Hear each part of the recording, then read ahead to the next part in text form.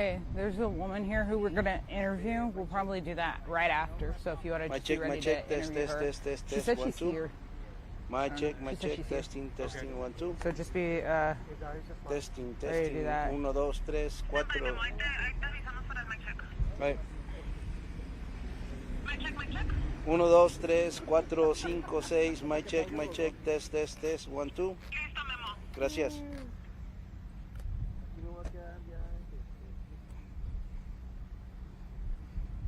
Tell me how that looks right here. You want to record a quick clip and then? Do you want to record a quick clip? And I'm gonna stand there. And oh, I see. Look at it, go around so you can see. I see.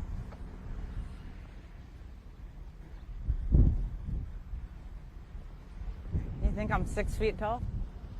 I know, right? I think that's good. Yeah. That's good. Can't really see anything, but I saw your outline. That's good.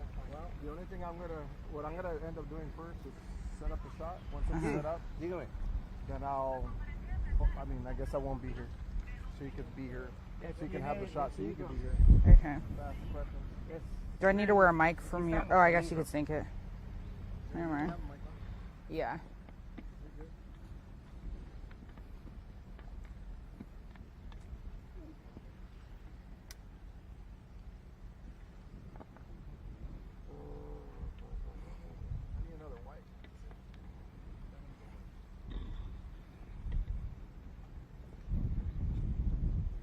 He's walking out.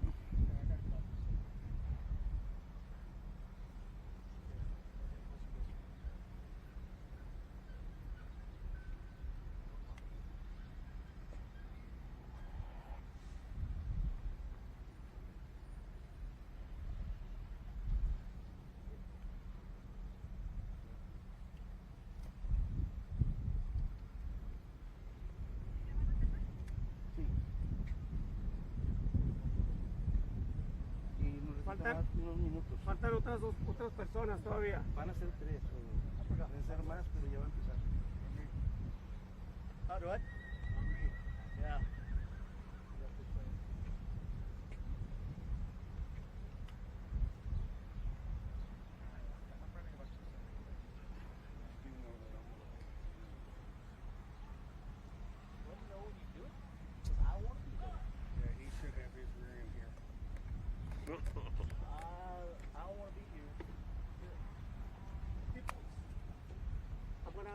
When you introduce yourselves right now, we're going to ask you to spell your last names so we won't misspell them when we're figuring your name and Stand more back? Sorry. That should be good right there. You're going to cover the amount of people again, or you want me to do it?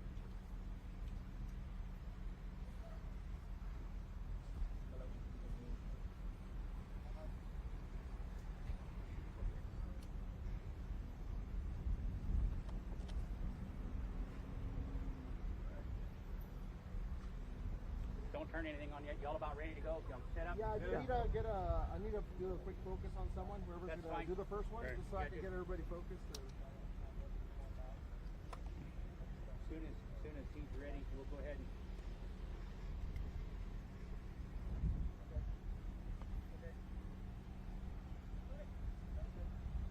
We'll let Reagan get up the phone. Okay, whenever he's off, you let me know. We'll start. Okay.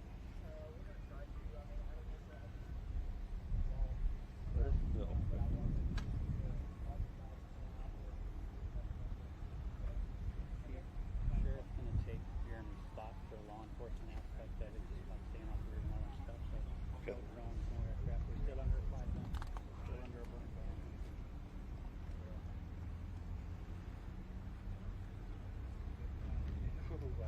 Y'all ready? Y'all ready? Yep. Okay. Okay, good afternoon, everyone from Ingram, Texas. We're here at the Ingram Volunteer Fire Department where our command post is set up for searching the Guadalupe River this afternoon. So on behalf of Chief Diane Bacchus, I'm representing her. My name is Lynn Bizzle. LYNNBIZZELL, and I'm the fire chief in Fredericksburg, Texas.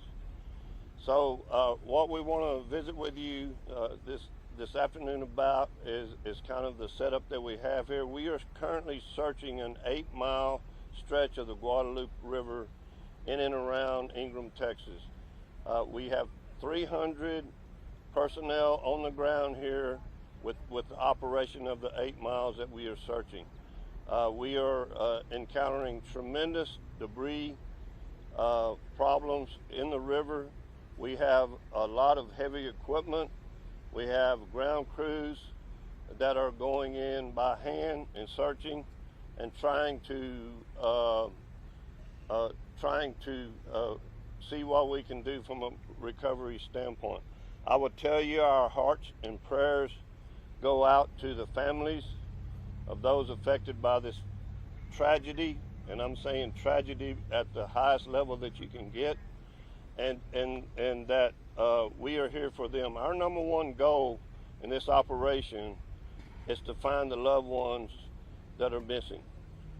We are working diligently every day, and the issues that we face are treacherous conditions. We have first responders. To talk a little bit about the first responders, I would tell you to pat one on the back at some point. Tell them thank you, because this is tough going. It's a tough situation. It's a tragedy beyond imagination for those in this area and all of the ones up and down the river. So we're going to talk a little bit this afternoon from the law enforcement part of it, and then as well as our actual operations on the river. Again, thank you for being here, and God bless everybody. Sheriff. Good afternoon. My name's Sheriff Charles Stewart, S-T-E-W-A-R-T. I'm the Andrews County Sheriff. I'm down here on behalf of law enforcement and helping them out with the security up here and trying to get stuff going. What we're really iterating right now for the public is this whole area, the whole 8-mile stretch, is a no-fly zone for drones. In other words, if you've got a drone and you're trying to fly it around to look, you need to bring it down, because right now FAA has this airspace shut down for drones. I have to reiterate that. The other thing is we have a lot of volunteers just showing up on the river to help. We need them to check in here at the fire station and get a tag to show up down at the river. They will assign them a spot to go to. Just showing up down here, we don't know you're on the river. We might have already checked that place, and that's just a waste of resources to where we can put them somewhere they can go. When they do that, it makes it a lot easier. If something happened out here on the river, if we had another big rain, we had another big flood come through here, those volunteers, if they go down there and they hadn't checked in, we don't know they're on the river. That's the biggest thing. We check in, we check out, we have a roster for everybody that we have working right now. As far as media goes, if any media is looking to get shots and anything like that, if they will contact us up at the blue tent up there at the fire station, they will have a police escort, and we will take them to spots where they can film on the river.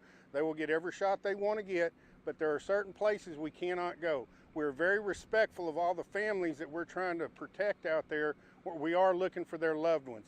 If we find someone and we're trying to rescue them, we do not need media cameras there, because we don't know what we've got there. And we want to respect the families, and we want to make sure that we take care of them first. We're here for them, not for anybody else. That's about it on the law enforcement end of it. Like I said, anybody wanting to volunteer, please check in first. Do not go down on the river. Thank you. Good afternoon. My name is Reagan Rabke, R-A-B-K-E. I'm the fire marshal for the city of Fredericksburg, and I'm assigned as operations chief here at this incident. So with the 300 responders that we have working on the river today, they are going methodically from pile to pile and going through it to try to find everybody's loved ones. When I say piles, we're talking about debris piles 20, 30 feet high that are big enough to have a whole RV still in them and not be seen. That's a massive amount of debris that we're trying to clear, and we have heavy equipment working, and we're having to dig through it by hand as well. Just because the machines can go through it, we have to be very methodical about what we're doing. We have worked this river, this 8-mile stretch. We're going up it and down it, splitting all directions the best we can. It is a slow process. I can't tell you how long we'll be here, but it is a slow, methodical process. Do y'all have any? I have a question regarding the heavy machinery. Yesterday I was in Comfort, Texas, and all of a sudden I heard that authorities were asking private, residents not to use heavy machinery because there's still a, fire rescue operation, and that could, somehow do something to the bodies if they're using. It's still that situation where you are asking to private citizens close to the river not to use heavy machinery? So what we're asking people to do is, if the pile or debris has been gone through, it is okay. We need to have a professional group come through and make sure there is no body part in this pile of rubble debris to do it. There's some of the trees in there that we cannot move by hand, even if we saw them up. They are so large, so we have to use heavy machinery.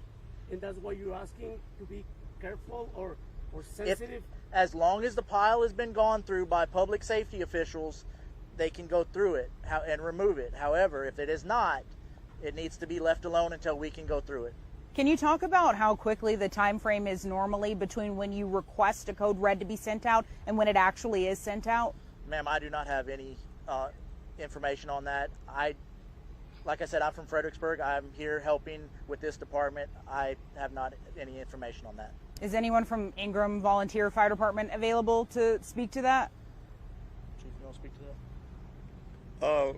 Right now, I would ask that if those questions come about, that you give us a little time.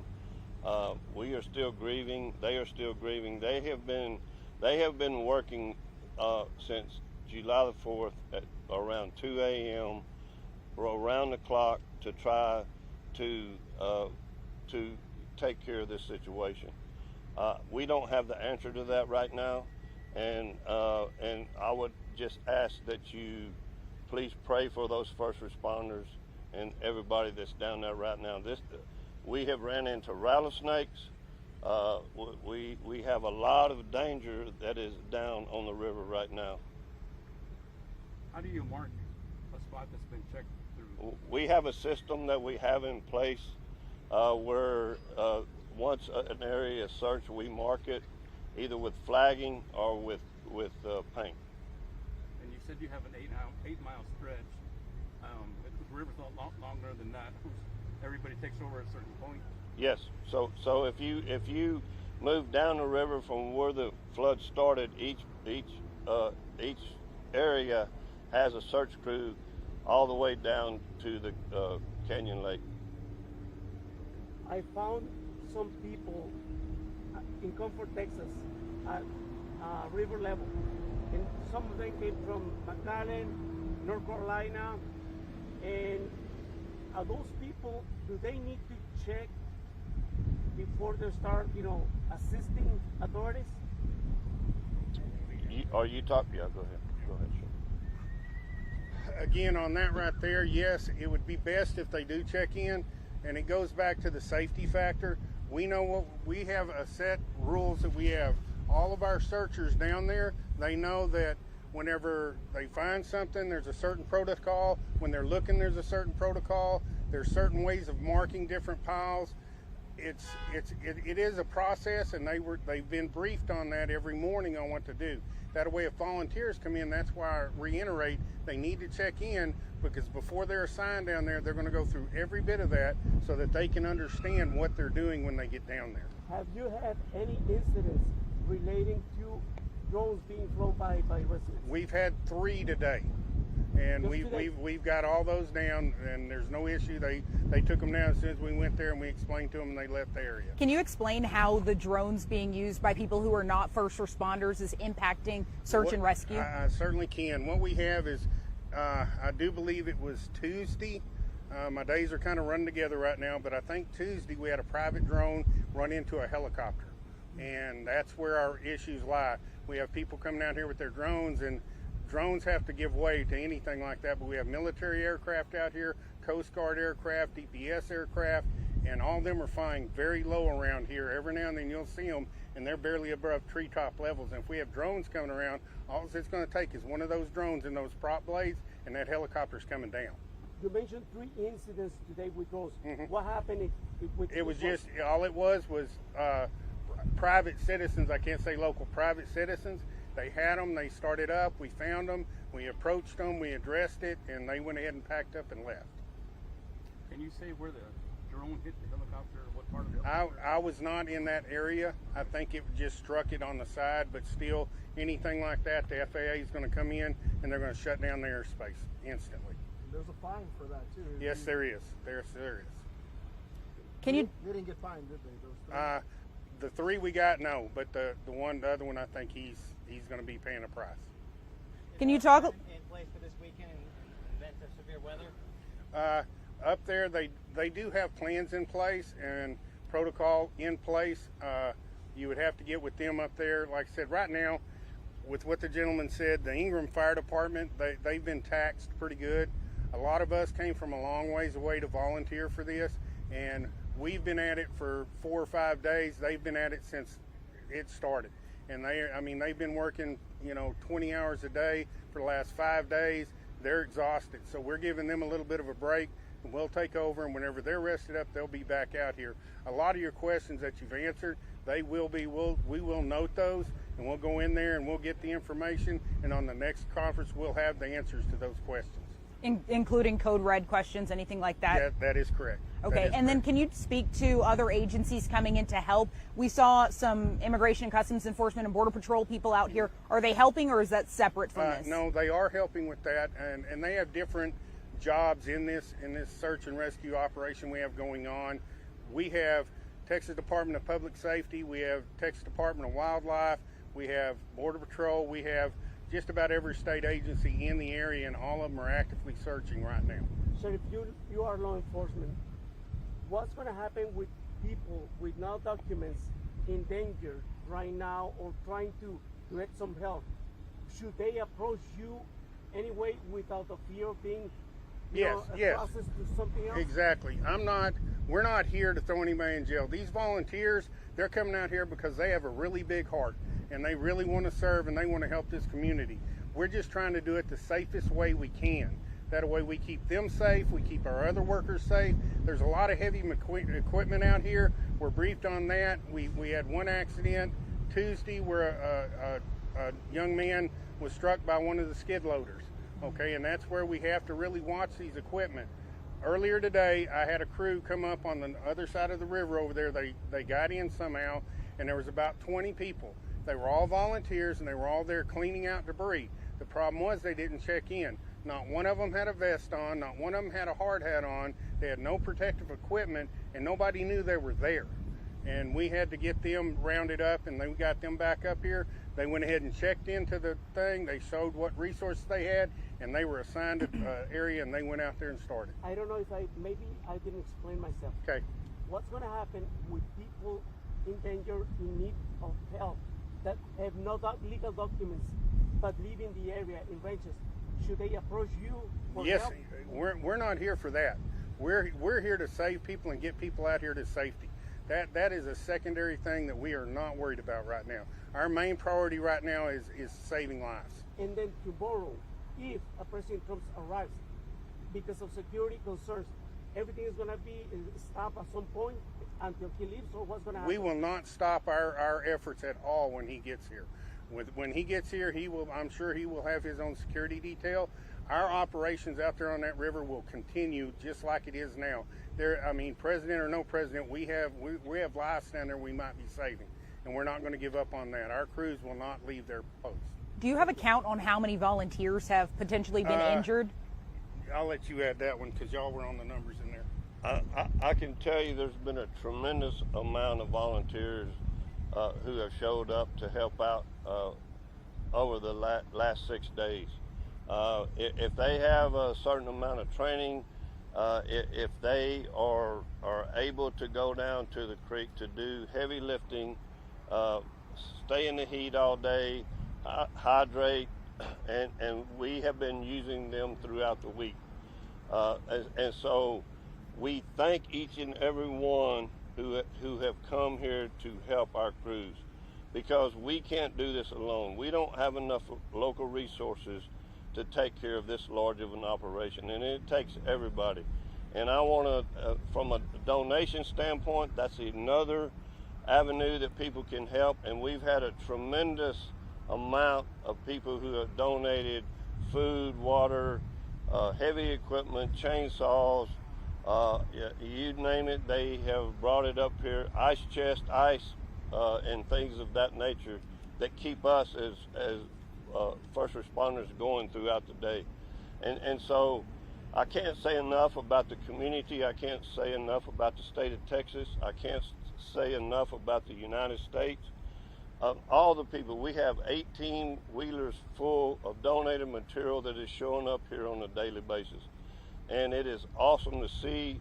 It's awesome to know that they are thinking about our first responders here and taking care of this community and those that serve this community. Yes, just but awesome. He mentioned that there was a volunteer maybe hit by a skid. Can you tell us if there have been more volunteers who have been injured while trying to locate people? There has not been. No. Just one? We've had 2 injuries throughout this process. One was a first responder, one was a civilian. Thank you. A couple of days ago, somebody said about there's like a fork where the river meets, comes together. There's like 2 parts. How far away is that from here? Do you know anything about that? It's quite a ways from here. It's not in our area. We focus on the 8-mile stretch that we have here. I'm not really sure what happens outside of that 8 miles. I know that So to answer his question about places and islands and stuff, this river has changed its look tremendously because of the high water and stuff.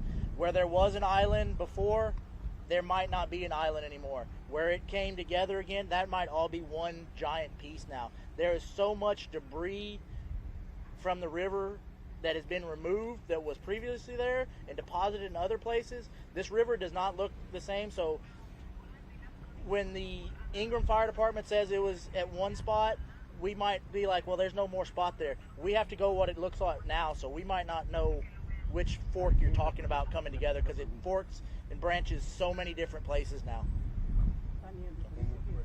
One more question and we'll... Any more questions?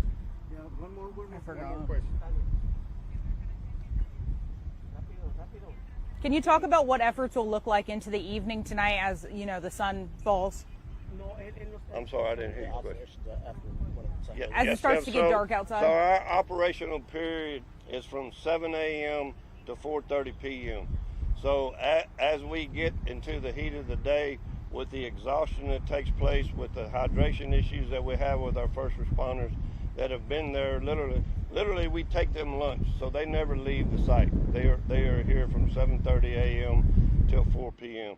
So when they get back here, we hydrate them more, we feed them, and hope that and have them get a safe ride home.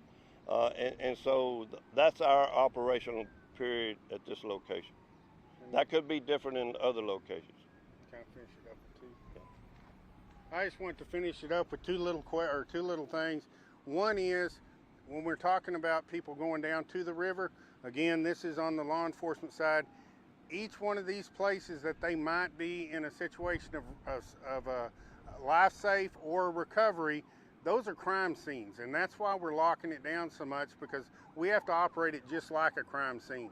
And whenever people are going down there and they don't know what they're doing, they're going to mess that up, and we don't do that. It would be just like if you had a crime scene in your local town and all the public trips through and just decided to walk through there and take pictures, and then the police showed up to work it, we have nothing left. So that's why we do that. If you will, again, I want to reiterate, if the press wants to drive around and look at some stuff, please go to the blue tent at the fire station, and we will have police escorts load you in a side-by-side, take you out, and let you get some footage. And that's about all I can add to this. Okay? Thank y'all. Thank y'all.